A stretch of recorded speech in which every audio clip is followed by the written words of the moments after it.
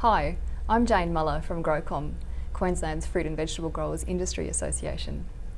This webinar is part of GrowCom's Whatever the Weather program, which is a natural disaster preparedness initiative for Queensland's horticultural growers.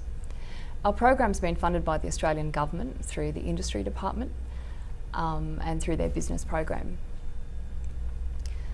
In this webinar, we're going to have a look at the lessons that have been learned by growers, by industry officers, by industry organisations like GrowCom from the experiences that we've had with natural disasters over the last few years. We've certainly had our fair share of extreme weather here in Queensland. And in fact, when you look back at it, it kind of feels like we've had a whole decade of disasters. So if we go back, we're talking Cyclone Marcia back in March 2006. The summer of natural disasters of 2010, 2011, where we had major flooding across Queensland, followed by Cyclone Marcia. Then in early 2013, of course, we had ex-tropical cyclone Oswald and the Australia Day floods. In April last year, we had Cyclone Ita, and then earlier this year again, we had Cyclone Marcia. These cyclone and flood events have caused hundreds of millions of dollars of damage to businesses in our industry. We've had almost every major horticultural production district affected by these events, and we've had problems really right from the north, the tropical north of Queensland, right through to the Granite Belt in the south. And some growers, of course, have faced extreme disaster impacts several years in a row in rapid succession. The growers in our industry have faced an enormous task in trying to rebuild their businesses. And we have been fortunate to have the support of a lot of organisations to help us along the way. So GrowCom's Whatever the Weather program actually just does give us a chance to take stock of what we've learned from these disaster impacts, these experiences of disaster impact and recovery. So it's a bit of a chance to capture some lessons that we've learned from this experience. And it's a chance to think through what options there might be for growers to reduce their exposure to extreme weather events, what would be helpful to have in place in advance that could perhaps reduce some of the damage that we've experienced or could get us in a better position to recover more easily and more quickly after an event has happened. It's useful for us to think about who and what's been most helpful for growers in their farm businesses recovering from natural disasters, and it's a really good chance for us to think about how we could work together more effectively. To think through some of the answers to these questions, I've been talking over the last year or so with a whole range of people, from growers right across the state, people who've been in industry recovery and financial counselling roles with industry, with people in local government and state government, and even agencies like the Red Cross. So in this webinar, I'm going to just run through some of the insights that we've gained from talking with a whole range of people who've been involved with the disaster recovery process. So the first point is that it's to do with the importance of growers staying connected to their support networks following a disaster event. People in our industry often say that it's common for growers to feel that they just kind of want to stay underneath the radar. They just want to take a deep breath and get on with fixing things up for themselves and do it on their own. That's fine if that suits your way of doing things. What our industry recovery officers have often come back to us and said is that they've come across quite a few people who found themselves very, very isolated, very, very alone, and really not coping with the workload and the emotional burden that goes with the whole disaster recovery process. So a really basic strategy that we're suggesting to growers is to just stay connected to someone somewhere. That could be GrowCom, that could be your commodity organisation, that could be a local government in your area, or even something simple like the local fire brigade. It's worthwhile having your contact details up to date with some local or industry database. What that does is it makes sure that you're part of a communication network, so that as organisations are sending out information after disaster events, you've got access to that information. It's really important to feel that you're part of a communication loop so that you've got access to good information about what's available in terms of assistance and support to help you to rebuild and recover after a disaster. And that way, if you need help, it's much easier to find out how to access it. The next lesson that we've heard from a lot of people who've really learnt this the hard way, is that it's really definitely better not to rush into things like the cleanup and the recovery process when you've suffered from quite a major impact from a natural disaster. It seems to be a really natural response that people just want to kind of roll their sleeves up and jump into action when they're facing the mess that comes with a natural disaster event. First of all, you need to be very, very careful about the safety issues on your work site when you're getting involved with cleaning up after events. And the most important thing, that it's really essential that you actually record the damage that's being done on your property, whether that's through notes that you're taking. Very important to take a lot of photographs or possibly even video footage. Always check with your insurer first before you get involved with any cleanup, because they are probably going to want to send an assessor on to your property to have a look around. So you'll need to talk with them about what the assessor needs to see and what they need to document when they come through. The same goes for replanting. I've heard a lot of stories from growers who've just kind of panicked after a natural disaster event, and they've rushed in to get a crop in the ground, probably wanting to generate a bit of fast cash to help them with their recovery costs, and they have very much regretted it. People talk about the fact that their yields and their quality suffer really badly when you're planting into damaged fields and stressed soils. I guess the other thing is that it quite often happens that after a major flood event or a disaster event that affects a particular horticultural production area, that markets about a couple of months afterwards get flooded with product, some of which is coming from regions that don't even normally supply at that time of the year. So this causes a really major upset in our horticultural supply chains. We need to follow a pretty similar principle when it comes more broadly to the repair and the rebuilding and the recovery of the property. The disaster recovery phase can actually be an opportunity to implement some of those improvements that you've been thinking about for a little while, some of the adjustments that you might have been thinking about making. So a bit of time spent thinking those things through and doing some planning can actually help you to build back your property even better than it was before. Growers need to accept that it's going to take time, quite a long time, to rebuild and repair their properties. I've heard growers talk about they're just finishing their laser levelling, years or even a couple of years after a disaster event. And I've also heard growers talking about, the length of time it takes to rebuild their soil health and their soil structure, that can take some years. So I just wanted to move on now to what we've learned about impact assessment following a natural disaster event. It's really important to do a first level impact assessment, but the thing to keep in mind is that most people have found that first initial impact assessment isn't very accurate, and in fact it can take maybe 3 to 6 months before you actually get a true picture of what's happened on your property and what you need to do to start to repair and rebuild and recover. One of the things that industry recovery officers talk about is that some growers have been caught out by signing off on their insurance claims too quickly. People have sort of signed off on their claims and then a couple of months later realised that there were a whole range of things that probably should have been included in the claim that weren't, and by then it's too late. It does take time to build a clear idea of what damage has been done and what needs to happen to get it sorted out. So the whole issue of government assistance following a natural disaster event, there's usually some sort of support measures that are put in place. A common issue that our industry recovery officers have reported back to us is that growers are often pretty quick to say, I don't think we're going to need to put in any applications for grants or low interest loans or those sorts of assistance measures that are out there. Again, it comes back to this issue of how long it really takes to get your head around what damage has been done and what needs to happen to fix it. People have often found that it's some months down the track that they realise actually getting hold of some of that grant money or getting hold of a low interest loan through QRA might actually be the thing that we need to get ourselves back on track. It's possible where there's a window opportunity to apply for those funds. There have been times where people have missed the window. So we want to avoid that happening in our industry. So don't be too quick to sort of think that you don't want to get assistance.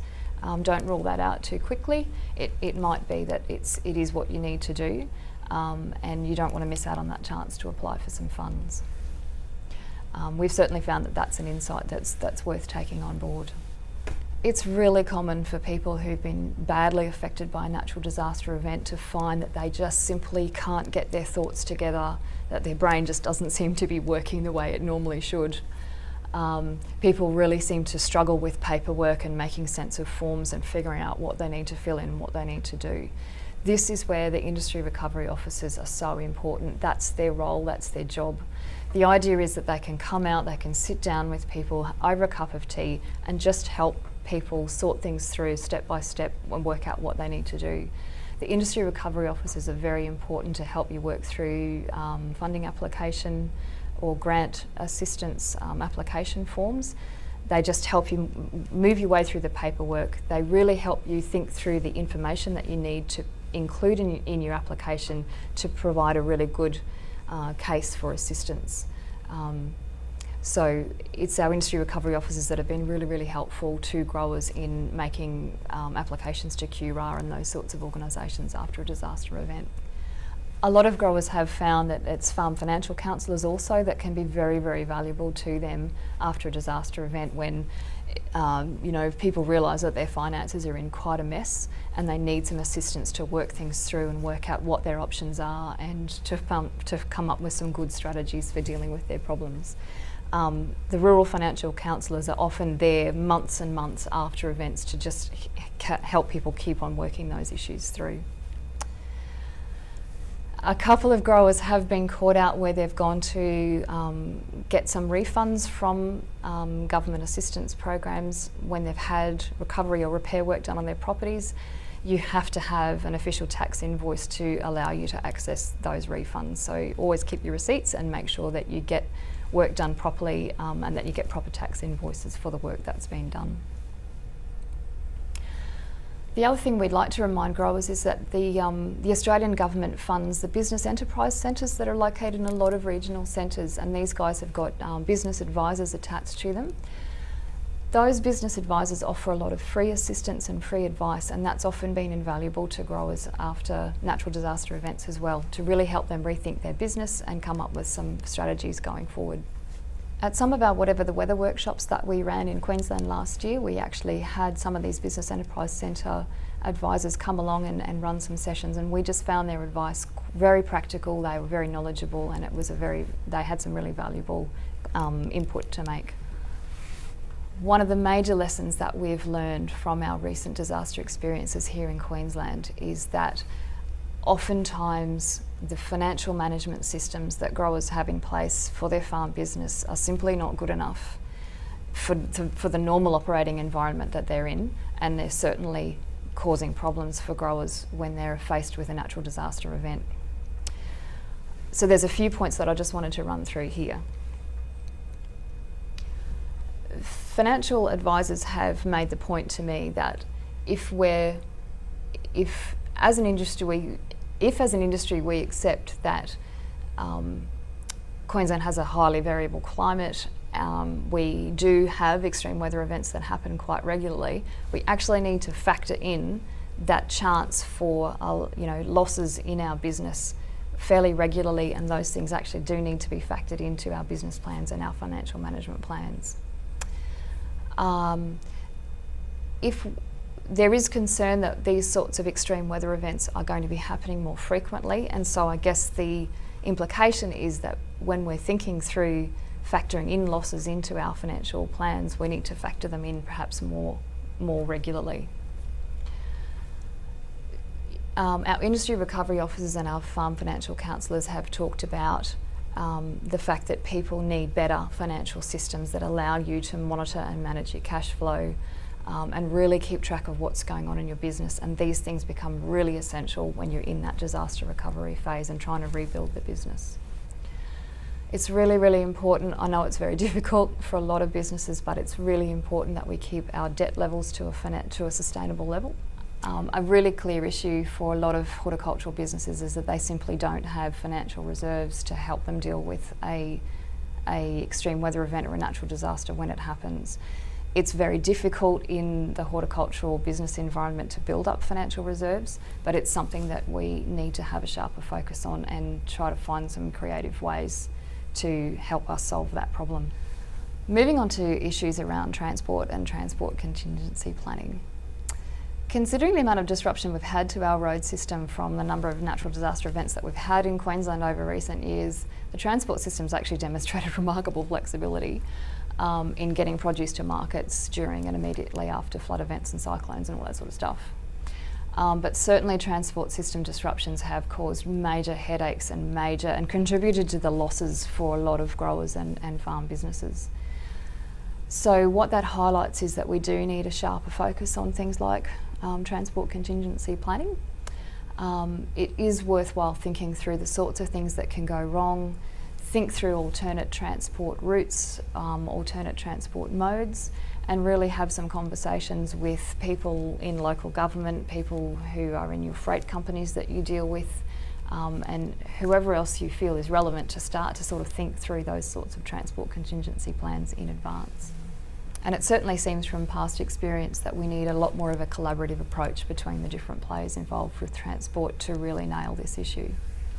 So what have we learned about mental health from this recent spate of disaster events in Queensland? We certainly know that natural disasters can be extremely traumatic for the people who are caught up in them. Dealing with disasters and then dealing with the recovery from disaster can lead growers to experience a whole range of issues around fatigue, around stress, around anxiety, and it can certainly lead to depression. Growers have found that having a lot of support from their family and friends is absolutely essential, and that most people find that if they've got enough support, they can cope reasonably well with the mental health impacts that they're experiencing. But equally, a lot of growers have experienced more long-term or more serious mental health problems. In this case, you do need to access specialist assistance. You may need treatment or you may need some kind of therapy. There have been spikes in suicide rates in some rural areas that have been affected by natural disasters or multiple natural disasters. So that's why it's so important that we connect people who need help with the help that they need. An issue that a number of growers have raised is that the sort of emotional toll and the mental health impacts from natural disasters can often be quite delayed. So growers feel that they sort of run on adrenaline for that sort of initial time after the disaster. They're busy, they're getting on with a lot of work, they're involved with cleaning things up, getting things up and running again. And it can be months or even years after a traumatic event that the mental health effects become more obvious. So that's definitely something that we've learned that needs to be watched for. And that is something that GrowCom has been talking with various agencies about, is to make sure people get access to those support services that they need in the longer term. So to sum up, extreme weather events are obviously a feature of the Queensland climate. Some impacts from natural disaster events we're never going to be able to avoid. But we have learned a lot from a lot of the disasters that have happened in Queensland over the last few years. The experiences that we've had in the past can certainly help us prepare for the challenges that we might face in the future. The most important point is that as an industry we can and we should try to shift from a reactive response to these sorts of events when they happen to a more proactive approach to dealing with climate risks that exist for us as growers in Queensland. And some of the lessons that we've learned from these recent experiences are certainly going to be useful to give us some guidance for how we prepare for events that might happen in the future and how we can recover from them a little more easily than we possibly have in the past. There's more information around a whole range of things around natural disaster preparedness on the GrowCom website. There's information sheets, there's checklists, there's grower profiles, and links and all sorts of handy things on our GrowCom website. The other place that you might like to have a look is the Queensland Farmers Federation website. They've also got some videos around disaster resilience and disaster recovery that you might find useful as well. Thanks for joining us at this webinar today, and thanks again to the Australian Government for supporting this important industry initiative.